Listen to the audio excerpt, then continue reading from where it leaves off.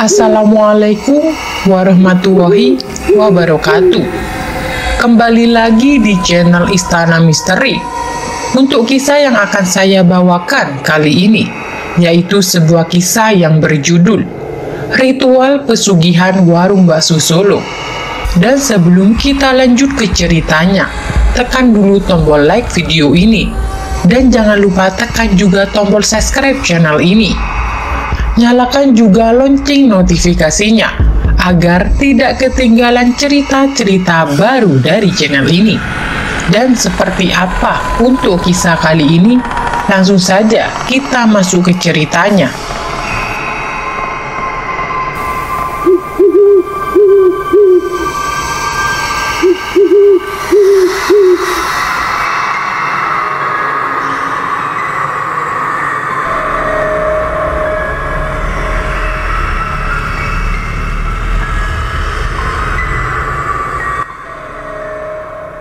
Karti tersenyum lembut menatap Iqbal yang sibuk mencuci mangkok-mangkok kotor dengan cekatan. Pemuda itu benar-benar meringankan pekerjaannya sehari-hari. Kini Karti bisa sedikit lebih santai, tidak perlu terlalu sering merasakan sakit di tangannya yang lecet karena mencuci piring terus-menerus. Di saat yang sama, dia merasakan ada kebahagiaan tersendiri melihat keceriaan dan semangat Iqbal. "Dev, bagaimana kalau gaji Iqbal dinaikkan?" tanya Karti kepada anaknya, Devi yang sedang menyiapkan pesanan pembeli. Devi mengerutkan bibir, memikirkan kemungkinan itu. Apa gak terlalu cepat, Bu? Dia kan baru 2 bulan kerja di sini. "Ya tidak apa-apa kan, supaya dia lebih bersemangat membantu kita," jawab Karti. Devi hanya mengangguk pelan. Dia memang sempat berniat menaikkan upah Iqbal, tapi tidak secepat ini. "Iya, Bu, nanti Devi pertimbangkan lagi," katanya. Namun, kesibukan membuat Devi melupakan obrolan mereka. Apalagi ketika seorang lelaki tua dengan wajah berkeriput masuk ke dalam warung. Pak Catur, lelaki itu tetap berdiri meski seluruh meja dan bangku telah kosong. Warung sebentar lagi akan tutup. Devi yang lelah segera menghampiri lelaki bertubuh bungkuk itu. "Mari duduk, Pak Catur," katanya. Pak Catur menggerakkan bibirnya, lebih menyerupai seringai daripada senyuman. "Warungmu sudah tutup kan? Aku gak ganggu." Devi menggeleng, berusaha tetap ramah meski hatinya tidak ingin lelaki itu ada di warungnya. "Tidak, Pak. Kenapa gak masuk aja tadi? Aku cukup lama menunggu di luar karena tidak bisa masuk ke dalam," jawab Pak Catur dengan ekspresi puas di wajahnya, persis ular yang kekenyangan. "Keadaanmu semakin membaik ya? Tentu kamu bisa memenuhi penawaran yang aku tanyakan 2 bulan lalu." Karti yang berdiri tak jauh dari mereka melirik Devi dengan keheranan. Devi memilih menghindari lirikan ibunya. "Pak, saya sudah minta tempo," ujar Devi. 2 bulan itu waktu yang cukup untuk mengumpulkan uang." Pak Catur mengelus dagunya. "Apalagi tempat ini tak pernah sepi." Devi mendesah lelah. Hutang yang ditinggalkan almarhum ayahnya masih belum juga terbayar lunas. Hobinya berjudi bahkan masih menyusahkan anak istrinya, walau lelaki tua itu sudah dikubur. "Jadi bagaimana? Kapan kamu mau melunasi seluruh hutang bapakmu?" Pak Catur bertanya dengan nada menuntut. Devi merasakan beratnya situasi ketika Pak Catur mengajukan tawaran yang tidak diinginkannya. Ia menghindari tatapan tajam lelaki tua itu, yang dikenal sering menggunakan tongkatnya untuk menegakkan hukuman pada mereka yang berhutang. Meski tidak menyukai kekerasan, Pak Catur membuat Devi merasa tertekan. "Dev, aku tidak suka memukul perempuan muda," kata Pak Catur dengan nada yang menenangkan namun menakutkan. "Tapi aku sudah memberi banyak waktu." Devi berusaha berbicara lembut. "Tolonglah, Pak. Saya tahu Bapak memiliki hati yang baik dan pengertian. Tentu tidak sulit untuk mengabulkan permintaan ini." Pak Catur hanya tersenyum miring, senyum yang lebih mirip seringai daripada senyuman tulus. "Pintar sekali kamu berbicara," ujarnya dengan nada penuh nafsu. Kemudian, dengan nada yang penuh kepuasan, Pak Catur mengajukan tawaran yang sangat tidak diinginkan Devi. "Bagaimana kalau kamu menjadi istriku saja? Kamu tidak perlu lagi bekerja keras. Nikmati kehidupan mewah kalau kamu bersedia menjadi istriku. Aku tahu kamu sudah menjanda. Tawaranku ini tidak berlebihan. Devi merasa ngeri dan menjauh, bersedekap. Saya belum siap untuk menikah lagi. Pak Catur mengamati Devi dengan tatapan yang sangat tidak menyenangkan, bergerak mundur. Apa kamu tidak merindukan laki-laki yang bisa menghangatkan tempat tidurmu? Devi merasa sangat tidak nyaman berkata, saya akan membayar sesuai permintaan Bapak. Seminggu lagi uang itu akan siap. Pak Catur mendengus, menekankan. Kalau kamu dalam seminggu kamu tidak berhasil menyediakan uangmu, rumah dan warung ini akan jadi milikku. Baik, aku berikan waktu seminggu lagi, tapi awas kalau kamu tidak menepati janji. Setelah Pak Catur pergi, Devi merasa sangat tertekan dan bingung. Ia mengangguk meski wajahnya tampak tenang, tetapi pikirannya dipenuhi kekhawatiran. Keesokan harinya, Devi menutup warung dengan alasan ingin beristirahat dan meminta Iqbal libur. Namun, Iqbal memilih untuk tetap menemani Karti, tidak tega membiarkan perempuan tua itu sendirian. Devi pamit pada Karti dan Iqbal, lalu menaiki mobil travel yang datang menjemputnya. Ia akan menempuh perjalanan jauh untuk menemui guru spiritualnya, Nyi Narsi. Sesampainya di tempat Nyi Narsi, Devi disambut dengan nada ketus. Warungmu masih kurang laris ya? Tanya Nyi Narsi. Devi hanya bisa berharap bahwa kunjungan ke Nyi Narsi akan memberikan solusi untuk masalah yang sedang dihadapinya. Devi duduk di hadapan Nyi Narsi. Kepalanya menunduk malu.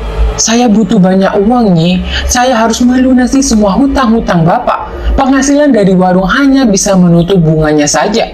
Nyi Narsi yang masih terlihat muda meski sudah banyak pengalaman, duduk di sofa hitamnya dan menatap Devi dengan serius.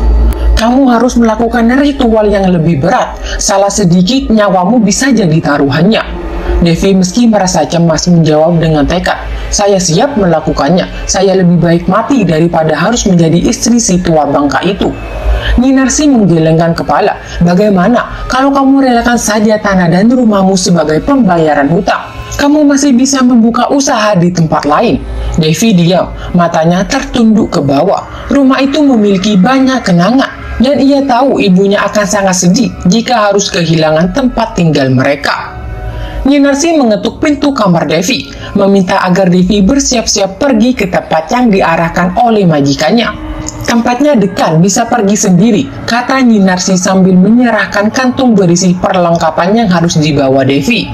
Devi keluar rumah seorang diri, menyusuri jalan setapak yang hanya diterangi oleh sedikit lampu. Pohon-pohon tinggi menjulang di depan rumah penduduk membuat jalan semakin gelap. Tangannya bergetar saat memeluk tubuh dingin malam. Sandal jepit yang dipinjamkan Nyi Narsi menimbulkan suara berisik, membuat Devi menoleh ke belakang berkali-kali, mengira ada orang lain yang mengikuti. Ketika Devi mulai merasa menyesal tidak memakai jaket, suara halus memanggilnya dari pagar rumah yang tersembunyi di balik rerimbunan pohon mangga. Devi mengenakan baju lengan panjang dan celana gombrong dengan rambut digelung di balik topi. Berusaha tampil seperti laki-laki, tetapi tampaknya penampilannya masih bisa dikenali sebagai perempuan. Tidak takut pergi malam-malam begini? Suara itu kembali bertanya. Devi menjawab dengan panjang lebar agar tidak menerima pertanyaan lebih lanjut. Saya baru datang dari kota sebelah. Tidak bisa tidur karena belum terbiasa dengan keadaan di sini. Perempuan yang tadinya menyapa kini berjalan cepat, mengagetkan Devi karena mendadak ada orang lain di sampingnya. Boleh aku temani? Tanya perempuan itu. Devi merasa enggan menolak, meski sebenarnya ingin berbalik dan pergi. Akhirnya, Devi dan perempuan itu berjalan bersama, menuju tujuan yang tidak pasti.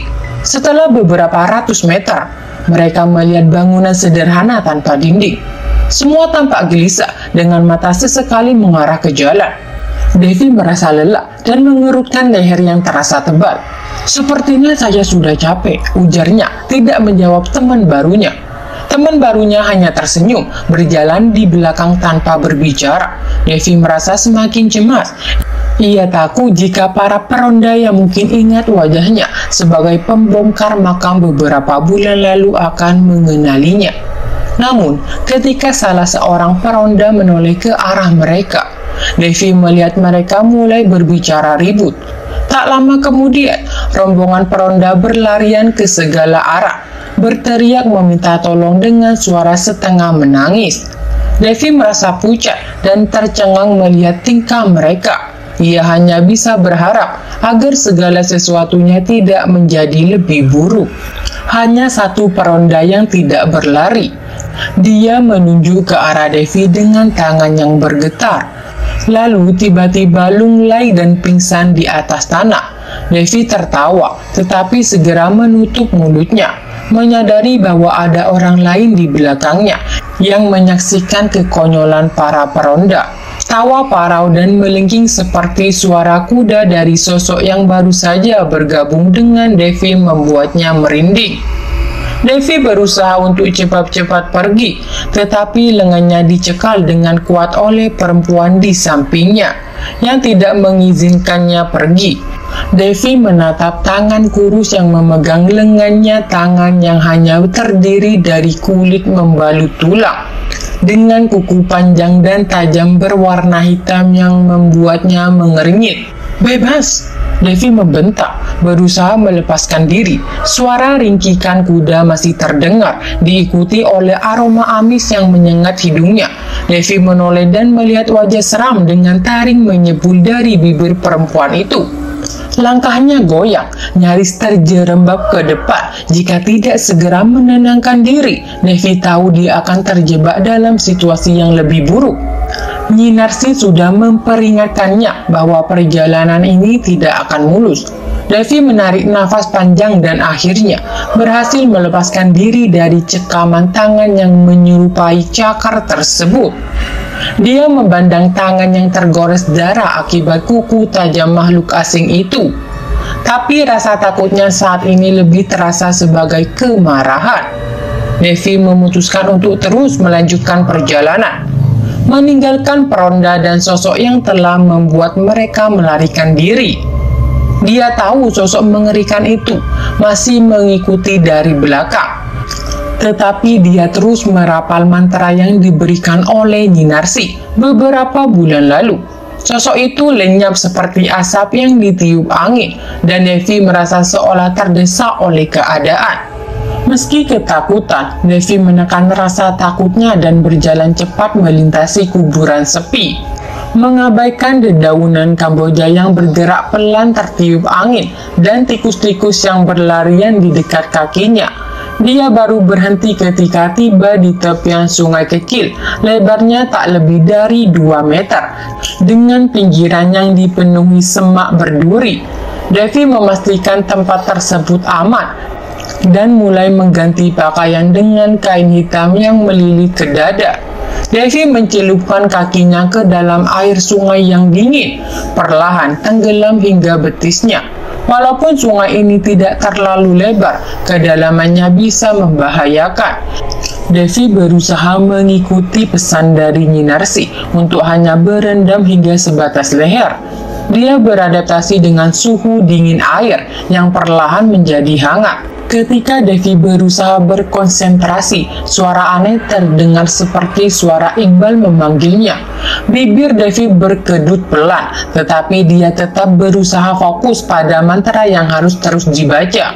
Suara aneh itu terdengar semakin mendekat dan akhirnya benda berat jatuh ke dalam sungai, menyebabkan air memercik kuat ke wajah Devi dan menciptakan gelombang besar.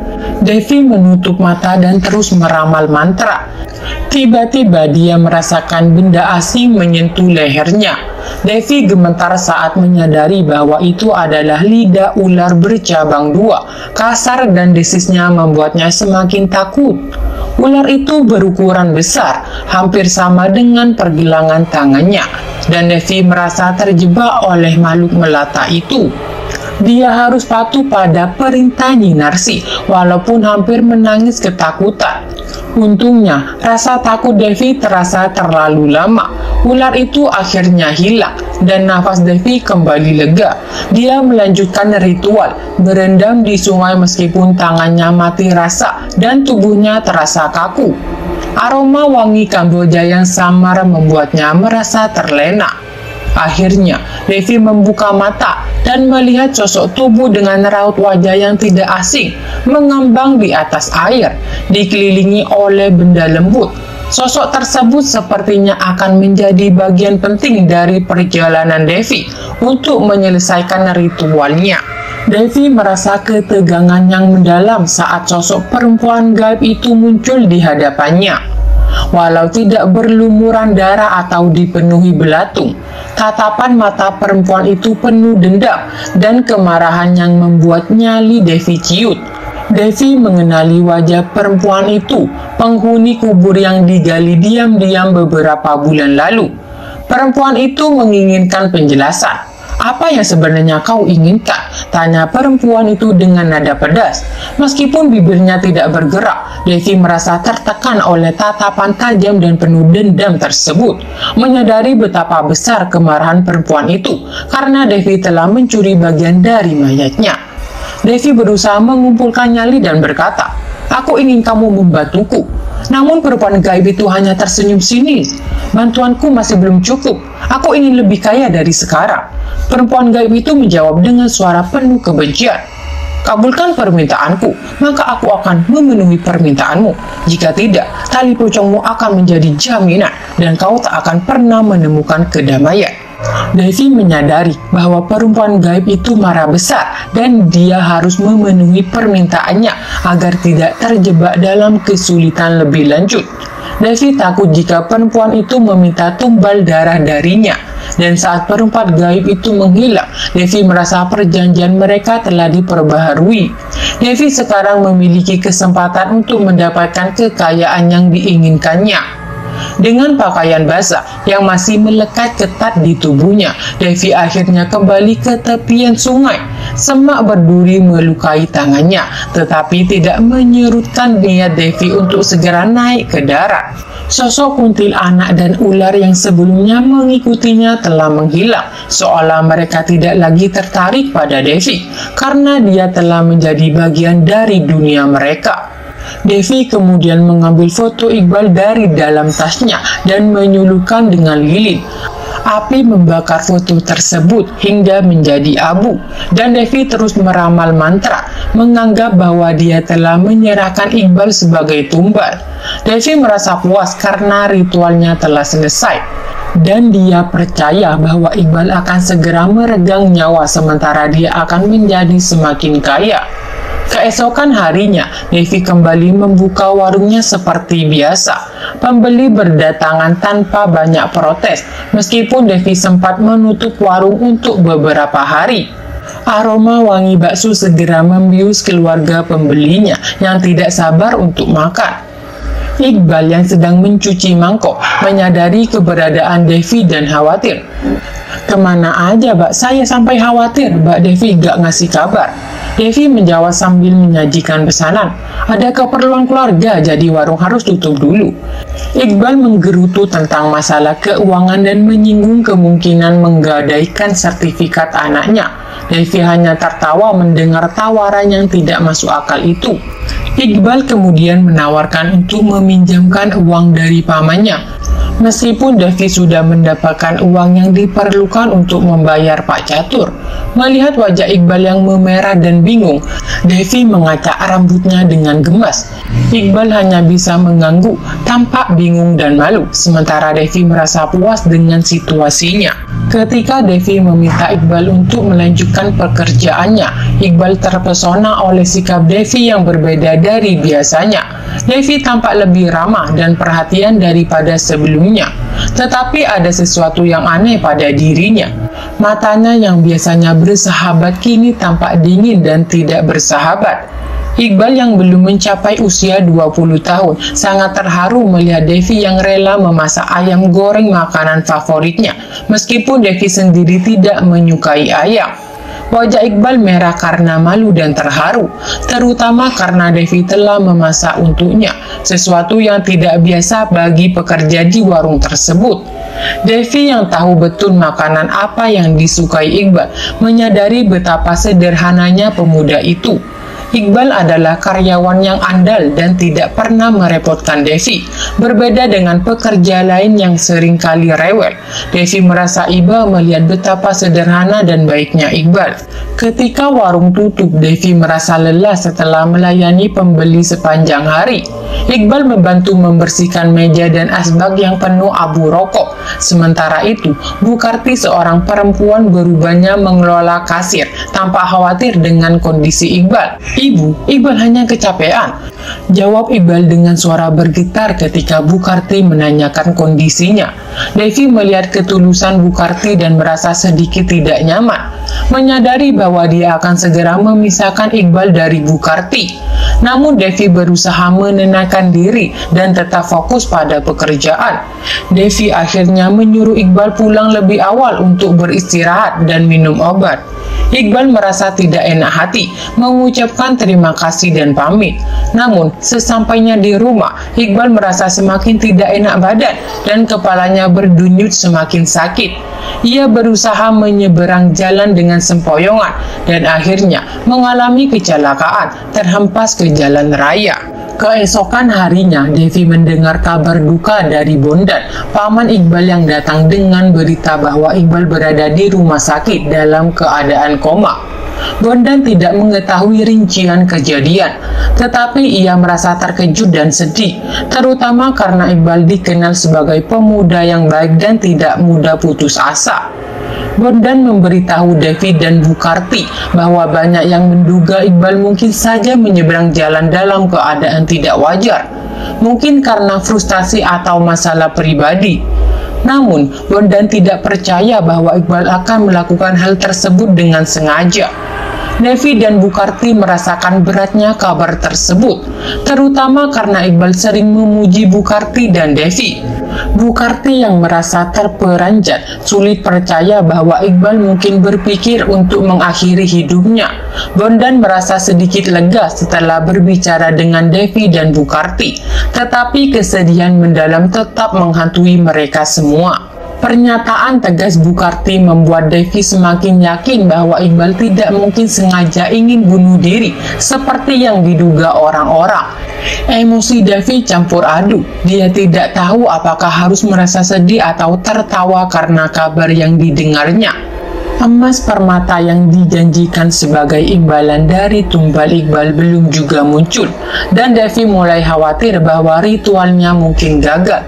Dia bertanya-tanya apakah kesalahan ada pada dirinya atau jika Iqbal belum sepenuhnya menjadi tumbal yang diterima secara sempurna. Devi mulai merasa tertekan karena Pak Catur akan segera datang untuk menagih hutang. Dalam suasana yang penuh kecemasan, Devi akhirnya memutuskan untuk mengunjungi Iqbal di rumah sakit. Meskipun Bu Karti menanyakan kesehatan Devi dan apakah dia yakin bisa pergi, Devi bersikeras. Dia merasa warung bisa ditutup sehari tanpa masalah dan bahwa pelanggan tidak akan kabur. Karena mereka tiba di rumah sakit, Devi tampak semakin menarik diri, hanya sesekali memberi respon atau menggelengkan kepala. Bu Karti terus memeriksa Devi, khawatir tentang kondisinya yang tampak lelah dan tidak sehat. Namun sebelum mereka sempat mencapai ruangan tempat Iqbal dirawat, Bondan datang dan kabar duka bahwa Iqbal telah meninggal beberapa menit yang lalu. Devi menunduk dan tersenyum, merasa seolah beban telah terangkat meskipun dia tampak tenang. Malam harinya, Devi menghadiri acara tahlilan di rumah Iqbal. Dia disambut oleh Bondan dan Rama dan diperkenalkan kepada Ibu Iqbal. Saat Ibu Iqbal memeluk Devi dengan penuh rasa terima kasih, Devi merasa tidak nyaman namun tetap berusaha menunjukkan empati. Dia mengusap bahu Ibu Iqbal dan mencoba menenangkan perempuan yang tengah berduka. Dalam hatinya, Devi merasa ironis dan bahkan sedikit tertawa sinis melihat betapa situasinya berbalik. Ia merasa tidak menyesal atau terpengaruh dengan kesedihan orang-orang di sekelilingnya. Bahkan ketika Ibu Iqbal terus menumpahkan air mata, Devi tidak merasa iba, melainkan justru merasa puas dengan hasil yang dicapainya, meskipun tindakan yang dilakukan sangat tidak etis. Ketika makanan disajikan dan tamu-tamu mulai makan, suasana menjadi sedikit kacau ketika salah seorang kerabat Iqbal mengeluh tentang bau busuk. Situasi tersebut menambah ketegangan yang ada, dan Devi hanya duduk di samping ibu Iqbal, berusaha untuk tetap tampak simpatik dan tidak memperlihatkan perasaannya yang sebenarnya. Kacau balau mewarnai suasana rumah Iqbal. Ketika bau busuk yang menyengat mulai menyebar, semua orang tampak bingung dan panik. Perdebatan tentang asal-usul bau semakin panas, dengan beberapa tamu berlari muntah karena tidak tahan. Sementara itu, Devi tetap duduk tenang, meskipun semua orang berusaha mencari sumber bau busuk yang ternyata lebih mirip bau bangkai. Kekacauan semakin menjadi ketika suara keluhan datang dari berbagai penjuru. Bahkan tamu laki-laki di ruang depan mulai mengeluhkan bau busuk yang membuat beberapa orang memuntahkan makanan mereka. Situasi semakin kacau saat semua orang mencari bangkai yang menyebabkan aroma menjijikkan tersebut. Beberapa orang menutup hidung dengan tisu atau kain, berusaha menghindari bau yang semakin menyengat. Dalam suasana yang penuh keributan ini, Devi tampak terpengaruh. Dia malah menatap ke arah jendela, memprihatinkan sosok berkarut kain putih dengan noda merah di bagian kepala. Sosok itu berdiri di kegelapan dengan mata nyaris lepas dan tulang hidung basah oleh darah. Devi mengenali sosok pocong itu sebagai sesuatu yang akrab dan terlihat marah karena dendam. Sementara itu, kekacauan di dalam rumah semakin parah dengan angin kencang yang menghantam pintu dan menyebabkan kegaduhan. Pintu yang terbuka lebar membuat bau busuk semakin kuat dan tidak tertahan. Beberapa orang mencoba mengunci pintu, tetapi hal ini malah membuat bau semakin menyebar. Suar-suar bisikan mulai terdengar, dengan beberapa orang mengaitkan bau busuk dengan kematian Iqbal yang dianggap tidak wajar. Ada yang berbisik bahwa arwah Iqbal mungkin bangkit dari kubur, menambah kepanikan dan membuat tamu-tamu lari terbiri-biri keluar dari rumah. Semua orang melarikan diri, meninggalkan hanya keluarga Iqbal dan Devi yang tersisa di dalam rumah. Ketika suara pecahan beling dan kekacauan di dapur semakin menjadi, Devi tetap tenang. Dia masih menatap sosok pocong yang berdiri di luar jendela, merasa bahwa semua kejadian ini tidak mempengaruhi rencananya. Dia merasa puas karena emas yang diinginkannya sudah berada di tempat aman dan berencana untuk menjualkan ke toko untuk melunasi utang Pak Catur. Devi memutuskan untuk pulang lebih awal dan meninggalkan rumah Iqbal tanpa berpamitan dengan keluarga yang tersisa. Ia merasa suasana hatinya baik dan tidak peduli dengan sosok menyeramkan yang masih mengikutinya. Sesampainya di rumah, Devi menemukan bahwa rumahnya sunyi. Tampaknya ibunya sudah tertidur setelah seharian menangisi kepergian Iqbal. Devi masuk ke dalam kamar dan merasakan ketenangan saat melihat ibunya yang tidur dengan tenang, merasa bahwa semua rencananya akan segera terwujud. Setelah malam yang penuh ketegangan dan kematian Iqbal, Devi kembali ke rumahnya dengan hati yang masih bergetar. Dia merasa ada sesuatu yang sangat salah. Kegelapan malam terasa lebih pekat, dan angin yang berhembus membuat seluruh rumah terasa dingin dan tidak nyaman. Di rumah, Devi mencoba mengalihkan pikirannya dengan melakukan hal-hal rutin. Namun setiap sudut rumahnya tampak menatapnya dengan penuh kecemasan. Kilauan emas yang dulu menjadi impian, kini hanya berfungsi sebagai pengingat dosa-dosa yang telah diperbuatnya. Peti yang kosong menyimpan harapan yang hancur dan memori yang menyakitkan. Saat Devi duduk di meja makan, dia merasakan aura berat di sekelilingnya. Suara-suara aneh seperti bisikan dan langkah kaki mulai terdengar di dalam rumah. Devi mencoba untuk tetap tenang, namun ketegangan yang dia rasakan semakin instan. Mungkin dia sudah terlalu lelah dan pikirannya mulai bermain-main dengan ketakutan. Tapi ada sesuatu yang berbeda, sesuatu yang tidak bisa dia jelaskan. Tiba-tiba, pintu kamar Devi terbuka dengan keras, disertai dengan suara angin yang mengamuk. Devi terlonjak kaget dan berlari ke arah pintu, hanya untuk menemukan bahwa tidak ada siapa-siapa di luar. Kegelapan di sekelilingnya terasa menekan, dan dia bisa merasakan adanya sesuatu yang mengawasi dari bayangan. Devi menyalakan lampu dan mencoba untuk mengusir rasa takutnya. Namun, ketika lampu menyala, dia melihat sosok yang tidak asing lagi berdiri di sudut ruangan. Pocong perempuan itu, dengan wajah yang penuh amarah dan noda merah, menghadapkannya dengan senyum menakutkan. Devi merasa tubuhnya kaku dan tidak bisa bergerak. "Perempuan bodoh," suara pocong itu menggema. "Kau telah menghancurkan hidup seseorang untuk mendapatkan kekayaan yang tidak kau miliki haknya. Sekarang, lihatlah apa yang kau dapatkan." Devi merasa ketakutan yang mendalam. Tubuhnya bergetar saat pocong itu mulai mendekatinya. Rasa bersalah dan ketidakberdayaan membuatnya tidak bisa melawan. Pocong itu menggenggam leher Devi dengan erat, dan hawa dingin yang menusuk terasa menyebar ke seluruh tubuh Devi. Di luar rumah, malam semakin mencekam, petir menyambar di kejauhan, dan hujan mulai turun dengan deras. Suara angin yang melolong membuat suasana semakin suram. Devi terjebak dalam dunia yang tidak lagi ia kenali, di mana kekuatan jahat dan kematian menguasai segalanya. Di sisi lain kota, Nyinarsi merasakan sebuah perubahan. Dia sedang duduk di ruang kerjanya, memeriksa perhiasan yang baru saja dia peroleh. Saat dia menyentuh emas yang bersinar, dia merasakan sesuatu yang aneh. Suara bisikan dari dalam ruangan semakin jelas, dan dia merasakan getaran yang tidak biasa. Sesuatu yang gelap sepertinya sedang menghampirinya.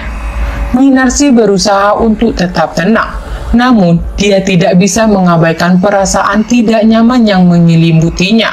Hatinya berdebar kencang saat dia memandang ke arah jendela, di mana bayangan gelap tampak bergerak-gerak, seolah-olah kegelapan malam itu sendiri menjadi musuh yang menuntut pembalasan. Saat Nyinarsi berusaha untuk fokus pada emas yang ada di hadapannya, dia tidak menyadari bahwa kegelapan yang mengikutinya adalah bentuk dari balasan atas tipu daya yang telah dia lakukan.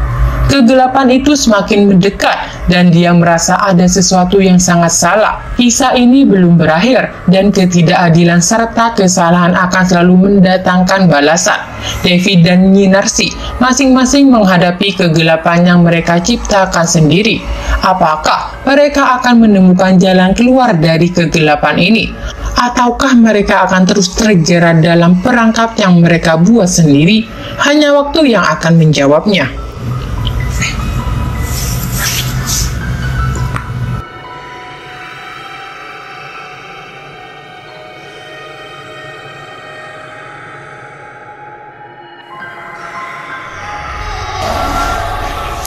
Baik teman-teman, sekian untuk kisah kali ini. Bagaimana menurut kalian tentang kisah ini? Tulis di kolom komentar, dan buat teman-teman yang baru bergabung, jangan lupa untuk like, komen, share, serta subscribe channel ini. Dan nantikan kisah-kisah horor berikutnya, tetap di channel Istana Misteri. Terima kasih. Wassalamualaikum warahmatullahi wabarakatuh.